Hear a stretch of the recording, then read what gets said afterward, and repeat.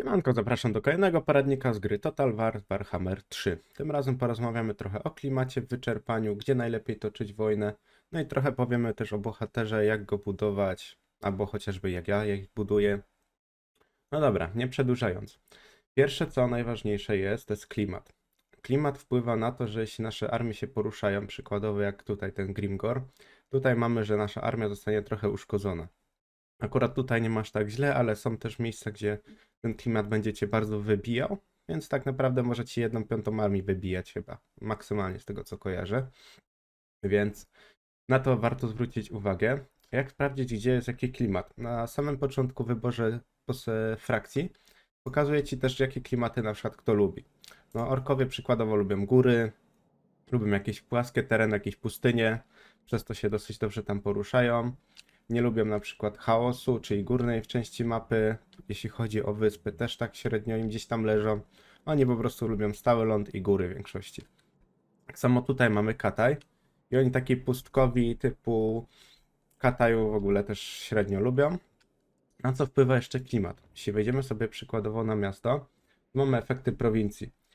Klimat nie do zniesienia. Minus kontrola, minus rozwój, minus tak naprawdę wszystko. Tak samo reganie armii w negatywnym klimacie jest strasznie uciążliwe. Jak możesz uniknąć na przykład walki na innym klimacie, nie tracąc armii? Możesz sobie wybrać tutaj w trybie. Masz tryb marszu, czyli możesz dalej się poruszać na mapie, ale będziesz kosztem tego, że twoi będą ludzie zmęczeni, tracisz wigor. Możesz iść na przykład na orkach, oni mają taką nazwę jak tryb obóz wypadkowy i automatycznie tak naprawdę nie mają wyczerpania. Poruszają się wolniej, są też bardziej odporni na przykład na zasadzki. Ale na przykład przychody z budynków to się tam traci, jakieś tam podstawowe pierdółki. Każda frakcja ma trochę to inaczej. Obozowanie daje ci możliwości rekrutowania armii w miejscu. Wracając jeszcze szybko do klimatu, mamy coś takiego jak warstwy tutaj, jeśli widzisz. Wchodzisz sobie na przykład, przybliżasz mapę, oddalasz mapę. Jeśli oddalisz bardziej mapę, możesz sobie zaznaczyć na przykład, żeby kolorami ci zaznaczyło, jaki klimat gdzie masz. Bo masz klimaty tak naprawdę trzech typów. Masz na przykład czerwony, który jest najgorszy, najbardziej będziesz miał wyczerpanie. Jest żółty, taki umiarkowany. No i oczywiście zielony, na którym najlepiej jest po prostu się poruszać. Warto zwrócić uwagę, że musisz patrzeć na odpowiedni klimat odnośnie budowania. Im lepszy klimat, tym lepiej się opłaca budować. Na czerwonych klimatach w ogóle wydaje mi się, że średnio się opłaca budować, bo te budynki po pierwsze są droższe, dłużej się budują, no i łatwiej tam jest obłąd, więc ciężko to utrzymać na wyższym poziomie trudności. Jeśli grasz na normalnym poziomie trudności, no to jeszcze tam tragedii nie będzie, jeśli chodzi o tą kontrolę. Porozmawiajmy teraz trochę o drzewku umiejętności, co na przykład najlepiej rozwijać. Musimy zwrócić uwagę na to, czy nasz bohater jest czarodziejem, czy jest wojownikiem. Tutaj mam wszystkie jego statystyki. Akurat Grimgor jest bardzo mocnym wojownikiem, więc będziemy na przykład go budować też później pod wojownika. Najlepiej co rozwijać. Wszystko zależy też kim gramy, jaką frakcją gramy. Na przykład Grimgor bardzo dobrze gdzieś zarabia z plądrowania, tak jak na przykład Korn. I najlepiej iść na początek w perki niebieskie, czyli piechur. Potem idziemy w przychody z plądrowania. No a potem już sobie rozwijamy jak tam chcemy. Ja trochę tutaj wrzuciłem w damage i w punkty życia, żeby na starciach nie tracił za dużo życia. To jest bardzo na przykład ważne jak dla mnie. Ale możemy na przykład budować go w niebieskie perki i iść na przykład w coś takiego jak tempo uzupełnienia strat dla tego lorda. To jest dosyć fajny perk, czyli bardzo szybko się nasz lord odnawia. Nagły atak. Nagły atak jest o tyle dobry, jeśli masz mocną armię zbudowaną i chcesz wyłapywać inne armie, bo na przykład, nie wiem, przeciwnik stoi 3 armiami koło ciebie i automatycznie możesz zaatakować jedną armię na jedną armię i potem powybijać mu po kolei te armie. To jest bardzo dobre na przykład na skawenów, bo skawenie nie mają jakichś mocnych armii, ale zawsze idą gdzieś tam w grupie, czy tam krasnoludki. Przechytrzenie, czyli to jest coś takiego, że jeśli robimy zasadzkę, czyli wchodzimy z naszego bohatera, robimy zasadzkę, tutaj ma oznaczony procent, ile może po prostu złapać w zasadzkę. Więc tam nam dodaje chyba 6 punktów, czy tam 6, 10 i jakoś 20-30 punktów będziemy mieć więcej. Więc to już jest bardzo dużo. Szef bandy. Na wyższych poziomach trudności utrzymanie jednostek jest dużo droższe, więc też jeśli już masz bardzo dużo armii, warto sobie to wrzucić. Chyba maksymalnie do 10% utrzymania ci wchodzi. Spaczenie, ja osobiście nigdy w życiu tego nie używałem. Możecie też jak coś napisać w komentarzach, czy wy coś takiego używacie.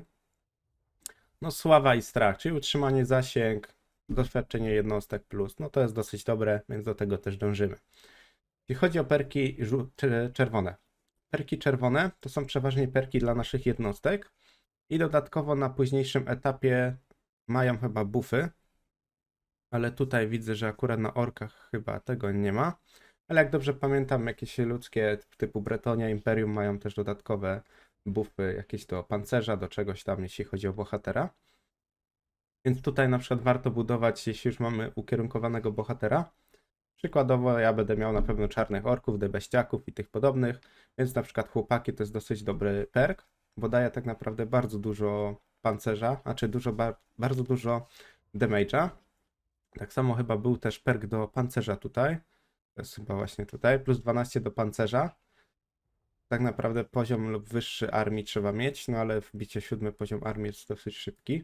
Dodatkowo na każdym ostatnim jakby tierze tego umiejętności mamy bardzo mocne jakieś buffy, więc warto sobie też rozwijać, żeby każdy perk z ostatniego tego sobie wziąć. Niektórzy bohaterowie mają bardzo mało tych umiejętności, więc czasem się zdarzy tak, że będziesz miał po prostu prawie wszystko wykupione, tym bardziej w pobocznych lordach, czy którzy będą na przykład iść swoją główną drużyną.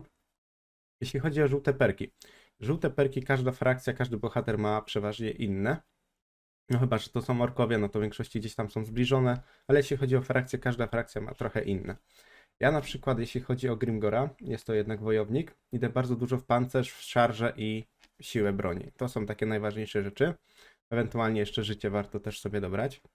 Na samej górze zawsze są perki typu mentor, czyli dostają na przykład inni bohaterowie więcej expa, jeśli ten bohater walczy. Ryczący, zasięg aury dyscypliny, to jest bardzo ważne. Tym bardziej jeśli nasz bohater co chwilę jest w walce przy naszych jednostkach. Na przykład czarodzieje gdzieś tam się bardziej dystansowo trzymają, a jednak wojownicy walczą ze swoimi ramię w ramię, bo wtedy też aura dyscyplina, która sięga tych jednostki jest większa. A jak wiemy, dyscyplina jest bardzo ważna w walce, dlatego że jeśli będą mieli mało dyscypliny, to zaczną po prostu wyłamywać się i uciekać. Jeszcze mamy takie umiejętności jak najlepsiejsi. To są unikatowe tak naprawdę umiejętności lorda. No, każdy będzie lord miał jakieś tam inne swoje umiejętności. Więc wydaje mi się, że o umiejętnościach tyle. Pamiętaj, zwracaj uwagę na te statystyki, co masz przy bohaterze, bo one są najważniejsze, żeby też twój bohater co chwilę nie dostawał w pierdzielu, nie musiałeś go resać, to jest bardzo ważne. Dodatkowo przejdźmy sobie w coś takiego jak szczegóły na legendarnym bohaterze. Tu mamy coś takiego jak itemy. Itemy najlepiej sobie wyposażyć, żeby twoja postać na przykład była dosyć twarda, miała dużo pancerza, z tego względu, żeby nie dało ci się szybko po prostu zabić. Jeśli chodzi jeszcze o itemy możesz zdobywać najlepsze, to są fioletowe. Fioletowe itemy są przeważnie gdzieś tam z misji. Pokażę ci o co chodzi z misjami. Wejdziesz sobie tutaj w wytyczne, masz warunki zwycięstwa i masz misje. Misje to są takie misje fabularne. Toczysz przeważnie tam takie wojny fabularne, czy tam walki i utrzymujesz na przykład najlepsze itemy. Tutaj są przychody z łupów spowodowanych po bitwie, więc to jest dosyć dobra rzecz. I możesz sobie na przykład wybrać tą armię i możesz się tam przeteleportować. Tylko musisz mieć tak naprawdę zwykły marsz, nie możesz mieć żadnych tych zasadzek. Widzisz? I teraz możesz się normalnie przeteleportować. Twojej armii nie tracisz na tym i potem możesz spokojnie wrócić do tego miejsca.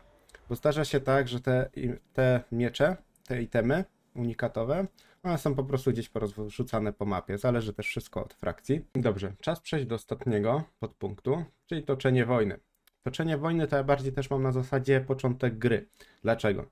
Początek gry w tej grze jest najważniejszy. Jeśli na początku już dostaniesz wpierdziel, to masz bardzo ciężko się od tego dna odbić. Na samym początku najlepiej jest walczyć na klimacie, gdzie jest najlepszy dla ciebie klimat. Z tego względu, że nie tracisz wyczerpania armii, a armia na samym początku jest bardzo potrzebna. Są też frakcje, które rozprzestrzeniają coś takiego jak zarazy, czyli spaczenie. Na spaczeniu dodatkowo, jeśli będziesz walczył przykładowo z wampirami, też masz spaczenie. Tak jak mam na przykład na zasadzie tutaj. To tutaj już to spaczenie zeszło, bo przejąłem to wcześniej, bo jeśli przejmiesz na przykład miasto, to spaczenie spada. Ale jeśli chodzi o spaczenie, to na przykład wampiry, skaweni, demony, no to jest jedno z najgorszych spaczeń. Więc spaczenie też wyczerpują twoją armię, no więc na to zwrócić warto uwagę. Dobrze, wydaje mi się, że poruszyliśmy wszystkie najważniejsze kwestie. Podsumowanie. Warto zwrócić uwagę na klimat. Nie budujemy na klimacie negatywnym, bo będziemy tracić pieniądze, czas na to Jest to po prostu zbędne. Jeśli chodzi o walkę na niego dogodnym klimacie, idziemy na obozie, na trybie obozowym bohaterem, żeby też nie tracić wyczerpania i poruszać się do przodu, unikając dodatkowo zasadzki. Kolejną rzeczą umiejętności. Wybieramy te umiejętności, które najbardziej pasują do naszej frakcji, do naszego lorda. Jeśli gramy postaciami plądrującymi, no to idziemy perkami w plądrowanie. Zwracamy uwagę też na to, czy naszym bohaterem jest czarodziej czy wojownik, bo wtedy nasze perki całkiem inaczej idą. Jeśli chodzi o punkty zdrowia na przykład do czarodzieja, to na samym początku wydaje mi się, że to jest zmarnowanie perków i lepiej iść na przykład w czary. Na wojowniku najlepiej iść w pancerz, w damage, żeby po prostu szybko zabijał innych bohaterów i miał dużo potem dyscypliny, czyli rozbudujemy sobie zasięg aury dyscypliny. Jeśli chodzi o toczenie walki, na samym początku tocz walkę na dogodnym klimacie i poznaj swojego wroga. Jeśli są to te negatywne frakcje typu skaweni, wampiry, chaos, musisz zwrócić uwagę na to, że jest szansa, że będziesz mieć spaczenie, czy będzie twoja armia wyczerpywana. Wydaje mi się, że to wszystko z najważniejszych rzeczy i zapraszam do kolejnych moich filmików. Zapraszam też na mojego Twitcha, gdzie są live'y z różnych gier, tak samo z Warhammera. Jeśli Ci się podobało, zostaw followka. Jeśli Ci się nie podobało albo podobało bardzo, napisz komentarz. I jak coś zapraszam do dyskusji zawsze pod każdym filmikiem.